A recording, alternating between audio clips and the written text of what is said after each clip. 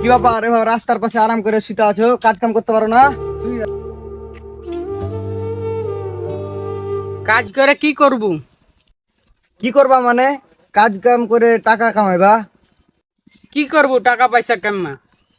কি করবা বোকা? টাকা দিয়ে ভালো গাড়ি বাড়ি বানাবা। টাকা দিয়ে কি করুম? বাড়ি গাড়ির কথা বলছেন, বাড়ি গাড়ি নিয়ে আমি কি করব? আরামে ঘুমাইতে পারবা। এতক্ষণ আমি কি করছিলাম? তারপর একটা বাড়ির ব্যাপার স্যাপার আছে না? কোনো ব্যাপার নাই, আমি যেটা বলছি ঠিক বলছি।